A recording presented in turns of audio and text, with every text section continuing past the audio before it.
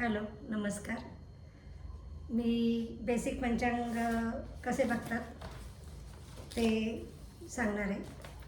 तर हे आहे महालक्ष्मी कॅलेंडर. तुमच्याकडे कुठलं असेल, काल निर्णय असेल, कोणाकडे अजून कुठलं असेल.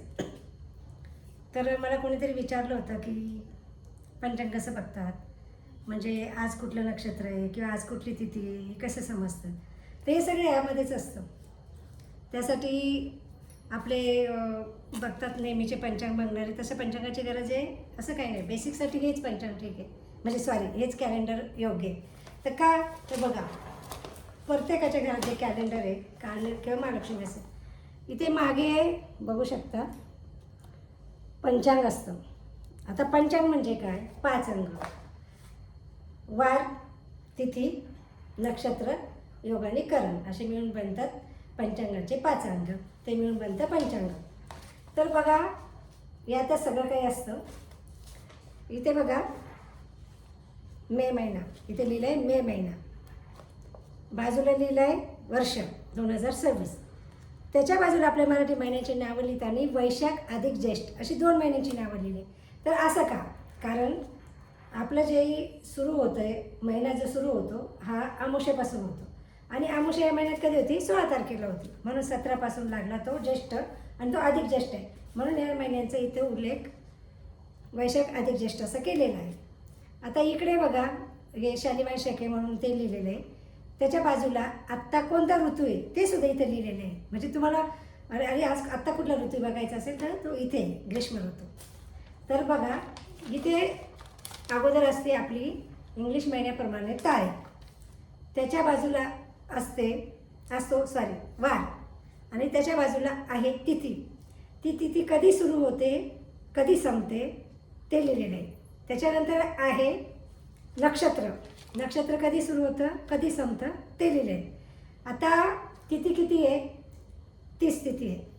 पण तिथीच्या कशा गणल्या जातात, म्हणजे अमावस्येपासून पौर्णिमेपर्यंत, म्हणजे प्रतिपदा, द्वितीया, तृतीया, चतुर्थी, पंचमी, षष्ठी अशा या 14वा दिवस चतुर्दशी आणि 15 दिवशी तिथी पौर्णिमा, आणि पौर्णिमेनंतर पुन्हा अशा क्रमाने त्या मोजल्या जातात. आणि मग पुन्हा 15 दिवशी येते ती अमावस्या. असं अमावस्या तर अमावस्या आपले मराठी महिने. तर पुढे नक्षत्र. नक्षत्र किती आहे, 27. तर ह्या नक्षत्र पण कधी सुरू होतं, कधी संपतं त्याची वेळ त्याच्या पुढे लिहिलेली. त्यानंतर जे लिहिलेलं आहे ते आहे योग.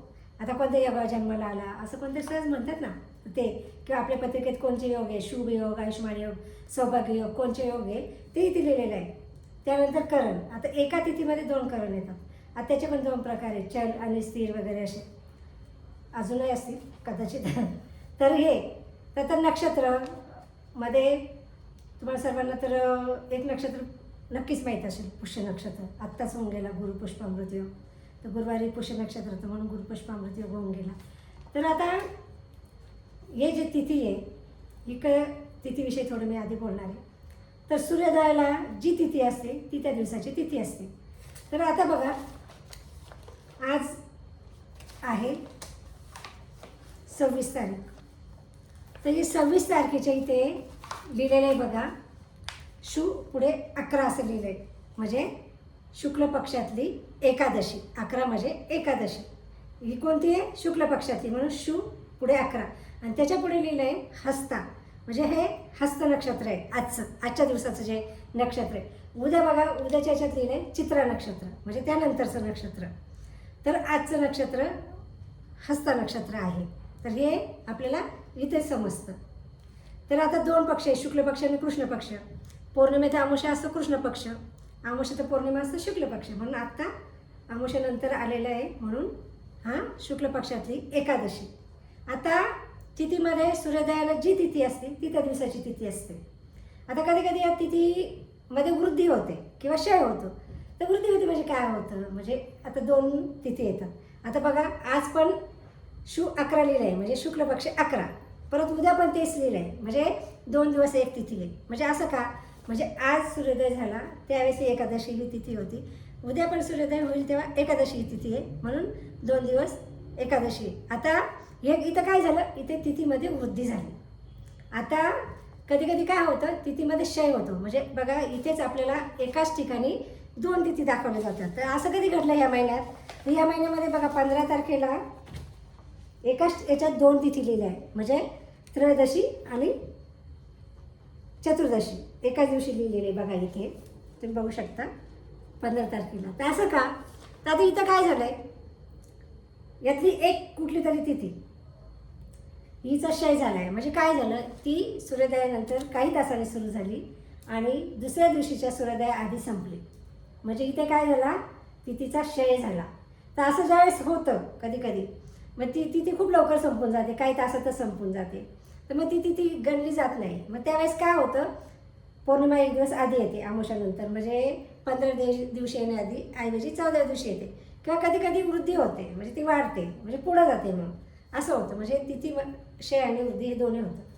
तर नक्षत्र, तर नक्षत्रामध्ये चंद्र ज्या नक्षत्रात असतं त्या दिवशीचं ते नक्षत्र इथं दाखवलं जातं, ज्यावरून आपलं आता नक्षत्राचे 4 चरण असतात. तुमचा जन्म कोणत्या नक्षत्रात झालं त्यावरून आणि कोणतं नक्षत्र त्यावरून तुमची राशी ठरते.